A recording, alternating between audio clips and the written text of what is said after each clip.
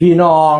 มีข่าวหนาหูเด้ว่านางเอกปฐมบันเทิงศิลป์นางเอกเจ้าบทบาทนางเอกผู้เอนเตอร์เทนดีๆนั่นแหมเป็นดาวไล่พร้อมปูเป้มาริกาสิย้ายสังกัดพะนะว่ามันแม่นอีหลีอยู่ติพี่น้องข้อยก็เห็นแล้วโพสต์ตั้งแต่โดนๆพุ่นนี้ตั้งแต่เดือนเมษาพุ่นน่ะตั้งแต่กี้เราเปียกป่วยดูแน่อยากเข้าโรงพยาบาลดูแน่แล้วก็เลยมาโพสต์อันใส่ชุดปริญญาว่าหมอลำปริญญาหรือปีหน้าสิอ่านหนังเสียนหนังสือสิไปสอบดีบ่สิพันโตดีบ่พะนะว่านั่นน่ะก็ได้ยินข่าวแต่ว่าสิไปสอบติบัดนี้อาจารย์สันชัยจักเล่าไปเอาข่าวมาจังใดแต่ใดผู้อันมีความรู้ทางด้านหมอลำอาจารย์สันชัยแล้วก็โพสต์ว่าปูเป้มาริกาดาวร้ายสายเอนเตอร์เทนเป็นอีกหนึ่งศิลปินหญิงที่มีข่าวลือว่าสิอำลาต้นสังกัดปัจจุบันอยู่ปฐมบันเทิงศิลป์แววๆมาว่าสินั่งรถจากบ้านผือแต่กะบ่ซัวว่าจุดหมายปลายทางสิเป็นหม้องใดแหล่งข่าวระบุเพียงว่าบ่อยู่ขอนแก่นต่อกสิกลับเมืองร้อยเกินพะนะว่าถ้าไม่อยู่ขอนแก่นต่อก็จะกลับเมืองร้อยเกินสิไปทางใดล่ะไปขอนแก่นสิไปใดคันไปร้อยเกินสิไปใดบัดนี้คนมาเมียนตอบอาจารย์สันชัยหลายมาเมียนตอบว่าไปซ่านเราผู้นั้นก็ซ่านเราผู้นี้ก็ซ่านเราผู้นั้นก็ซ่านเรา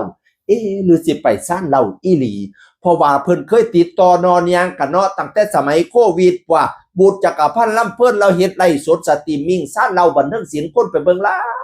ลายหนึ่งในแขกรับเชิญคือปูเป้มาริกาไปต้องหลายEPแหม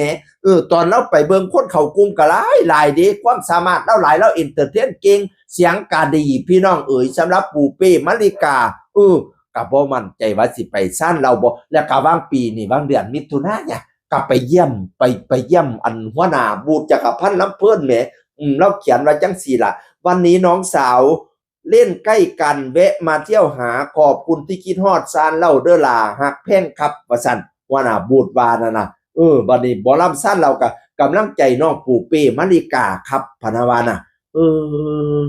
ก็บ่มั่นใจเนาะไปเบิ่งโพสต์ของปูเป้บัดนี้ไปโพสต์ของมัน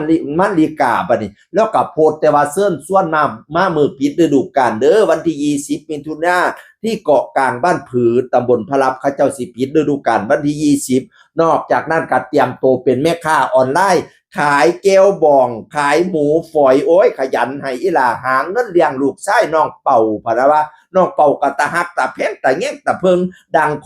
คมขนาดบ่ได้เสริมนี่นะดังเด็กน้อยอย่ามาโคมดีแต่ว่ามาติดตาฮักแต่คำเพียงอีพอก่อนแก้วเจียวหมูตันพันหมูดอนขยันขันแข็งหาเงินซื้อขนมให้ลูกชายพะนะว่านั่นน่ะแม่นปิดฤดูกาลก็หานั่นหานี่มาเฮ็ดน้องปูเป้มาริกาพี่น้องยังบ่มีการเขียนไว้เกี่ยวกับเรื่องว่าสิย้ายไปนั่นไปนี่เที่ยแต่ว่าก็มีข่าวแว่วๆมาว่าสิลงจากปฐมพะนะว่าถ้าไม่อยู่ขอนแก่นก็จะไปเมืองร้อยเกินจะไปเมืองร้อยเอ็ดอันนี้เพจของอาจารย์สันชัยว่าแต่ไปนำเพจของอาจารย์สันชัยบ่พอเด้อตอนนี้เพจเราถูกระงับการใช้งานพะนะว่านั่นน่ะโอ้ยให้กู้กลับมาไวๆเด้อเพจอาจารย์สันชัยซอกเพจเกี่ยวกับหมอลำผู้ใดอยากรู้เรื่องเล่าหมอลำก็ไปติดตามแล้วก็หลายเติบอยู่พี่น้องค่อยละหนึ่งในผู้ติดตามจากเสียงอื่นคนเก่าเว้าสู่ฟังสวัสดีครับ